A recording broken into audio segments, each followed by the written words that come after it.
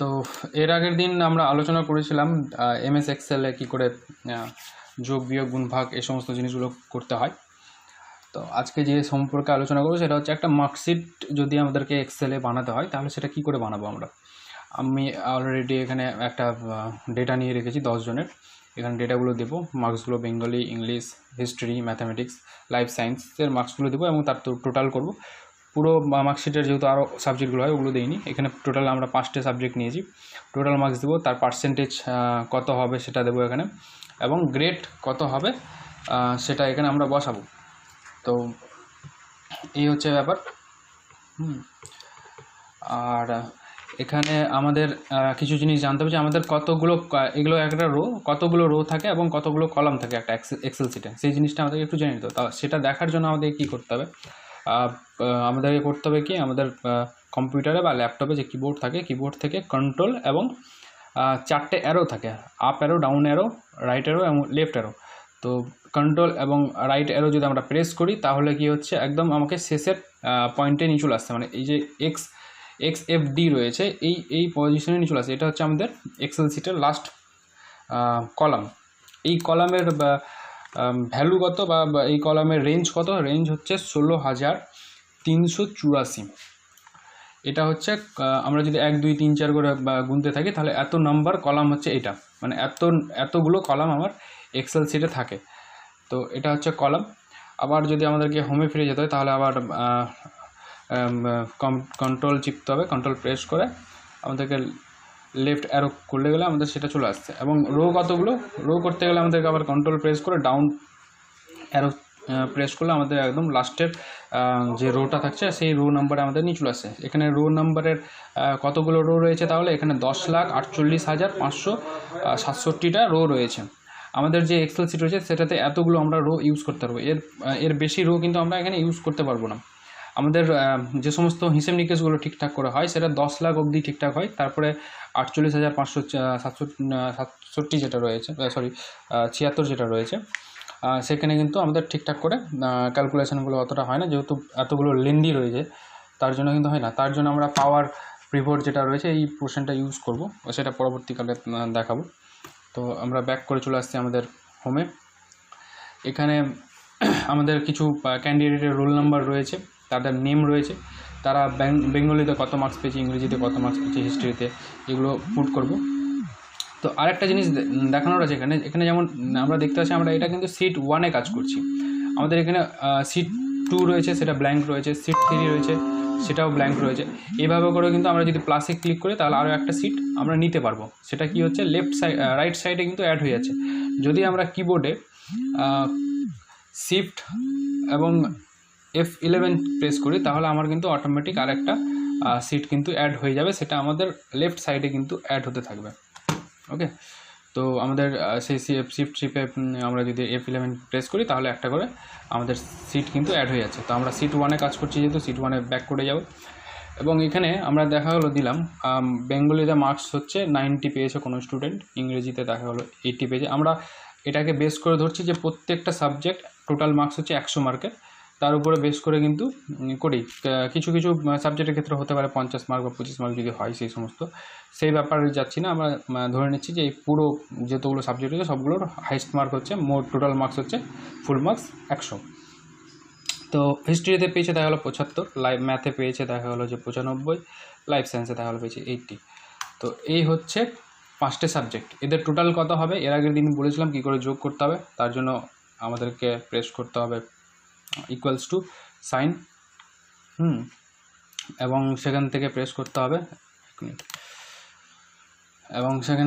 করতে হবে কি আমাদেরকে প্রথম যে সেলটা রয়েছে, মানে যেটা থেকে যোগফলটা শুরু করব সেটা, এবং কলন এবং লাস্ট যে সেলটা সেটা করতে হবে, এবং সেটাকে আমরা যদি এন্টার করে দিই, আচ্ছা সেটা এখানে আমাদের কি করতে হবে, এখানে ব্র্যাকেট শুরু করতে হবে। যেহেতু আমরা এইটুকুটার যোগফল করতে চাইছি তাহলে ব্র্যাকেট দেবো, এবং এন্টার করলে গেলে আমাদেরকে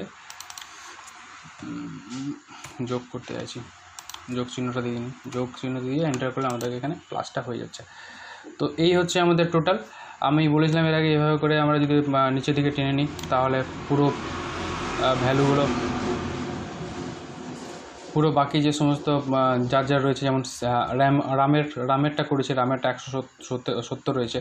যদি স্যামেরও তাই করি, স্যামের ভ্যালু দিচ্ছি, স্যামের ভ্যালু 85 পেয়েছে, এটাতে 75 পেয়েছে। অটোমেটিক কিন্তু যোগফলটা কিন্তু আমার এখানে হয়ে এখানে আমাদের কিন্তু দেখাচ্ছে 85 দেখাচ্ছে। এখানে দেখা হলো যে 25 করলাম। আচ্ছা, এখানে কিছু এরর রয়েছে নিশ্চয়ই। আচ্ছা, 170 দেখাচ্ছে, এটা কি জন্য?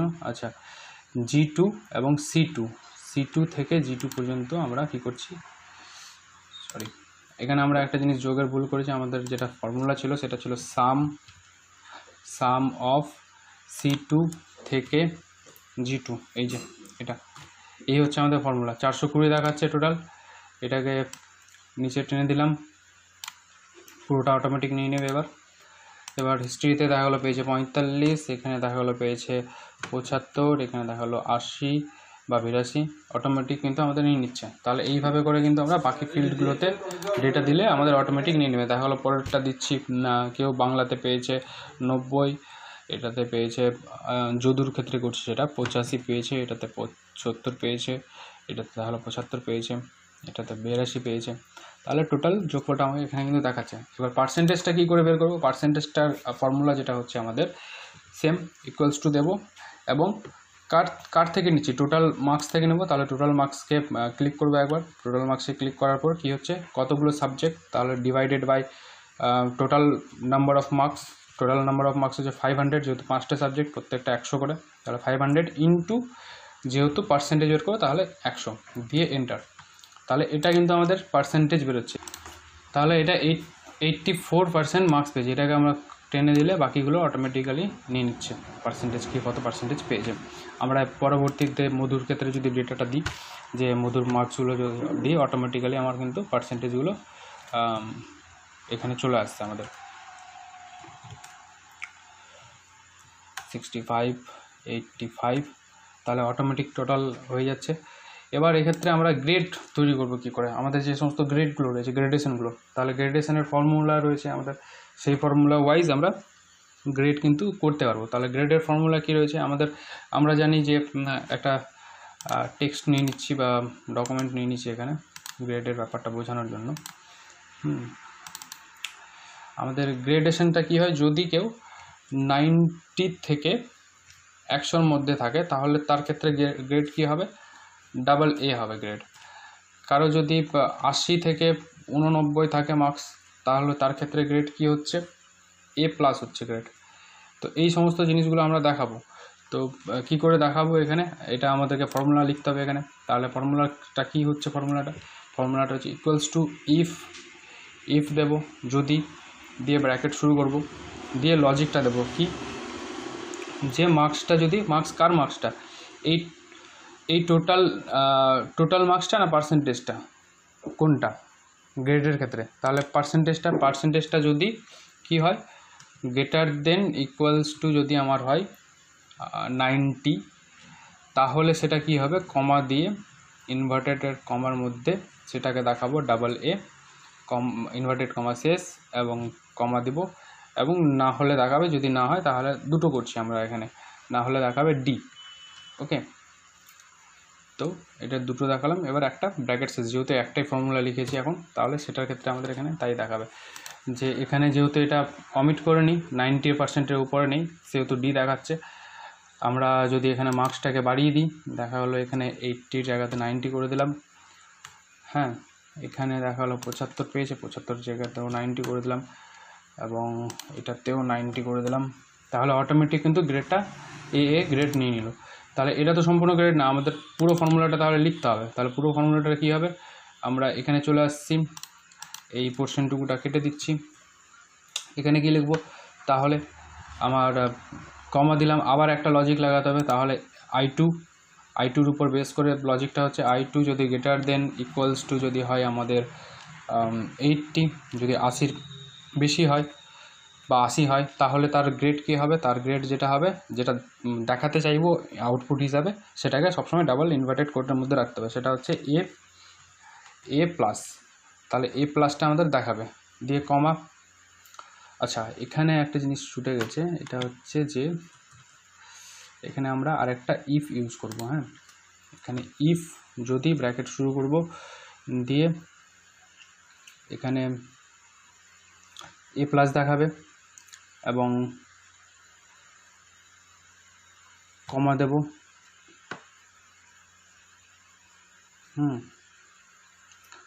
দিয়ে আবার ইফ দেব, ইফ যদি আবার আই2 উপর ডিপেন্ড করে, তাহলে আমরা এখানে লিখে নিচ্ছি যে আই2 যদি গ্রেটার দেন ইকুয়ালস টু আমাদের যদি হয় 60, তাহলে কমা ডাবল ইনভার্টেডের কমার মধ্যে দেখাবো আমরা এ, যেহেতু এটাকে আমরা প্রিন্ট করতে চাইছি। আবার ইফ দেব, দিয়ে ইনভার্টেড কমা শুরু করে দেব আই2 উপর ক্লিক করব, আই2 লিখে নেব, দিয়ে সেটা হচ্ছে গ্রেটার দেন ইকুয়ালস টু যদি 45 হয় তাহলে সেটা হবে কি কমা ডাবল ইনভার্টেডের মধ্যে হচ্ছে বি প্লাস দেখাবে।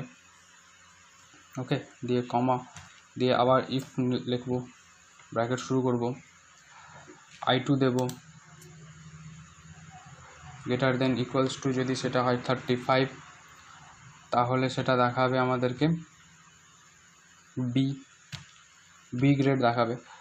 কমা দিলাম, আবার ইফ দেব কন্ডিশন, দিয়ে আবার দেব আই2তে যদি আই2টা কি হয় গ্রেটার দেন ইকুয়ালস টু যদি হয় আমার 25 বড় হয় তাহলে সেটা দেখাবে সি গ্রেড। ওকে, তাছাড়া যদি বাকি যে সমস্ত থাকবে তার মানে কি বাকি থাকলো যে 25-এর নিচে, যদি 25-এর নিচে হয় তাহলে সেটা দেখাবে ডি ডাইরেক্ট, তাহলে আমরা এখানে ডি প্রেস করে দেবো, আর এখানে কোনো কন্ডিশন লাগাতে হবে না। এবার হচ্ছে আমাদের ব্র্যাকেট ক্লোজের অপশান। তাহলে কতগুলো ব্র্যাকেট ক্লোজ করতে হবে, আমরা যতগুলো ব্র্যাকেট ওপেন করেছি, মানে এখানে 1 2 3 4 5 6টা, তাহলে 6টা ব্র্যাকেট ক্লোজ করতে হবে, 1 2 3 4 5 6। ওকে, দিয়ে এন্টার। তাহলে আমাদের এখানে কন্ডিশনটা ঠিকঠাক কাজ করছে কিনা আমরা এখানে টোটালটা টেনে নিলেই দেখতে পাবো আমাদের এখানে বাকিদের কিন্তু ডি দেখাচ্ছে। তাহলে আমরা এখানে চলে আসছি, তাহলে আমাদের টোটাল গ্রেড হচ্ছে 7টি। তাহলে 7টা গ্রেড যাদের দেখাই সেই হিসাবে আমাদেরকে মার্কস এন্ট্রি করতে হবে। দেখা হলো এটার ক্ষেত্রে করলাম আমি 21, একে দিলাম 18, এটা দিলাম 15, এখানে দিলাম 20, এটা 15, তাহলে এর গ্রেড হচ্ছে ডি। এখানে করছি কি 25, 26, 24, 25, 26, 21, তাহলে এর গ্রেড হয়ে যাচ্ছে এখানে ডি আছে, আমি এখানে করলাম 26 এবং এটা করে দিলাম। আচ্ছা, এখানে টোটালটাতে এরকম হচ্ছে কেন, আচ্ছা এই টোটালটা নিয়ে নিলাম। তাহলে আমাদের এখানে গ্রেডটা কিন্তু সি দেখাচ্ছে। পরের মার্কসটাতে আমাদেরকে গ্রেড দেখাতে হবে, ভালো কোনো গ্রেড নেব। মার্কসগুলো আমাদের কত পার্সেন্টেজ মার্কস আছে, এটা 17% মার্কস আছে বলে ডি দেখাচ্ছে। এখানে 25% পেয়েছে বলে এটা সি দেখাচ্ছে। যদি এখানে আমি যদি 28 করে দিই তবুও সি দেখাবে আমাকে। ওকে, এখানে যদি আবার অন্য কোনো মার্কস নিই, দেখা হলো যে আমরা চাইছি বিটা দেখাতে, তাহলে 35-এর রেঞ্জে থাকতে হবে, 35% মার্কস পেতে হবে ওকে। তাহলে সেখানে নিলাম আমরা এখানে এরকম 25, 34, 25, তাহলে 32% হচ্ছে বি দেখাচ্ছে না আমাকে, এটা করে দিলাম 80, তাহলে সেটা 42% হচ্ছে, 45-এর নিচে আসছে, তাই জন্য বি দেখাচ্ছে। এবার দেখালো এটাতে আমরা 46, 48, 42, 43 এবং এখানে 49, তাহলে বি প্লাস দেখাচ্ছে। মানে আমাদের এখানে গ্রেডের যে আমরা ফর্মুলাটা ইউজ করি সেটা ঠিকঠাক কাজ করছে, তাহলে সবগুলো গ্রেড অটোমেটিক দেখাচ্ছে। তাহলে আমাদের আর কি গ্রেড বাকি আছে, এ প্লাস হয়ে গেছে, এ হয়ে গেছে, বি হয়ে গেছে, বি প্লাস হয়ে গেছে, সমস্ত গ্রেড আমাদের 7টা গ্রেডই কিন্তু দেখাচ্ছে। যতগুলো গ্রেড আমরা এখানে ফর্মুলাতে ইউজ করেছি, এ প্লাস, তারপরে A, B plus, C, B plus, B, C, D, সমস্ত গ্রেড কিন্তু আমাদের দেখাচ্ছে। তাহলে এইভাবে কিন্তু আমরা ফর্মুলা কিন্তু ইউজ করতে পারবো। তো এই হচ্ছে আমাদের মার্কশিট যদি ইউজ করতে হয়, মার্কশিট যদি বানাতে হয় এক্সেলের মাধ্যমে, সেটা কী করে বানাতে হবে সেটা আজকে দেখলাম। এরপরের দিন আমরা কিন্তু আরও একটা অন্য কোনো একটা টপিক নিয়ে আলোচনা করব। তোমরা রেগুলার প্র্যাকটিস করবে। এবং এর আগে ওয়ার্ডের আমরা দিয়েছিলাম একটা টাস্ক, হোম টাস্ক দেওয়া হয়েছিল সিভি তৈরি করে পাঠানোর জন্য। তো তোমরা সবাই তোমাদের নিজেদের সিভিটা তৈরি করে পাঠাবে। আজকের জন্য এইটুকুটাই, দেখা হচ্ছে পরের ভিডিওতে।